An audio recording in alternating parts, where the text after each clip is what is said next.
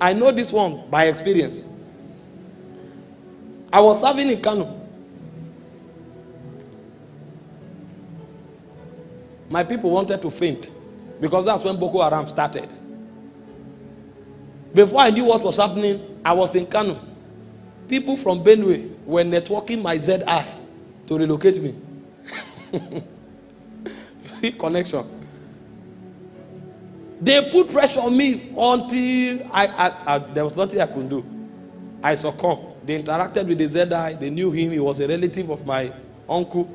And eventually, they worked my redeployment. So I redeployed to Warri after 4 months of service. I was in Warri, and they said when I came, there was a problem. Because they just mobilized a batch of coppers to their PPA, and everywhere is choked. Meanwhile, that my uncle they used to ship me to Warri, he has a friend that is also a ZI. So what the plan was, either they send me to PTI or they send me to FUPRI, Federal University of Petroleum Resources. They wanted me to go to where oil is only. I trekked in Warri until my shoe tore around. And I'm not exaggerating. Not one accepted me, not one. Everywhere was choked because these are sensitive region. My shoe, this is a boot. It tore around. I sat down the other time, I looked at myself and I said, Kai, you have suffered. Trekked in a strange land. My shoe tore around. And so one of the weeks when I was frustrated, a brother now called me and told me to go to a fellowship, that they will accommodate me there at least until December so I could go home and come back and continue the hustle. I went there graciously. They accepted me, took me in, and I was there for 2 weeks. And I was a leader in church. So when I went there, I had to pioneer a new cell immediately, because that one, you have to pioneer the new cell in a Furum barracks, and we started doing what we were doing. So one Sunday, I came back. As I came back, they went to church, so the door was locked. Because the way it was in Warri, it was very volatile.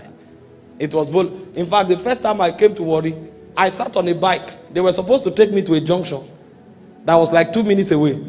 The bike man now took me, went and turned round. After he moved, he came back to almost where I left.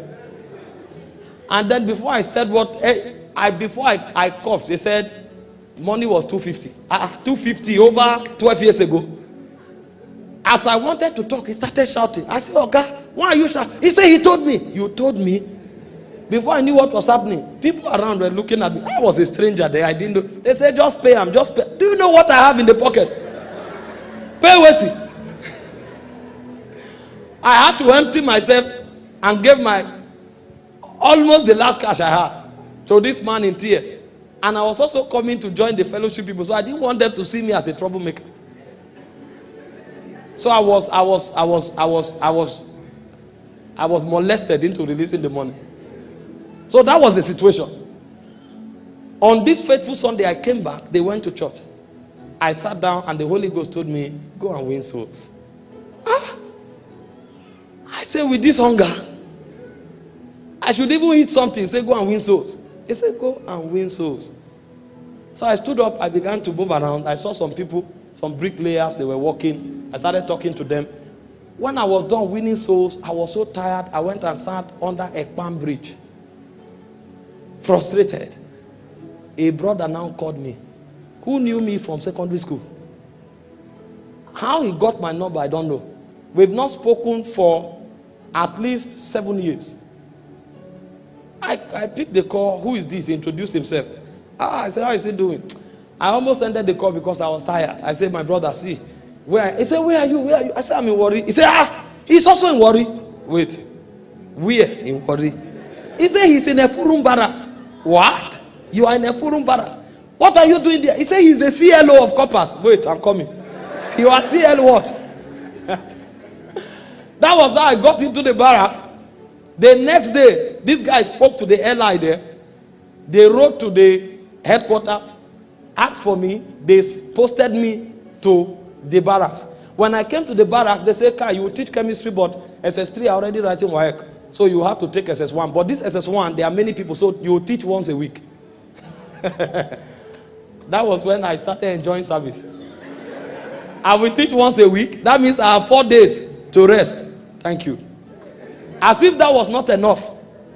A brother was packing out from the sergeant quarters, which is a room and parlor. He now said, I should take over the room. I should take over. Okay, thank you so much. As he wanted to leave, he now told me he can't pack his luggages. If I have any little thing, I should give him and take over. So I took over the room plus the luggages. I became a king. Some of the deadliest encounters I had were in that room, because I went out of the house sometimes twice a week. If I go out on Monday to teach and come back, the next time I will go out will be on Saturday for cell meeting. I was locked in my room. It was that season God told me to remove my SIM card. My SIM card would be on the shelf for 3 months. I was just listening to messages and speaking in tongues. I covered everywhere with a black curtain. You won't know when it's day or night.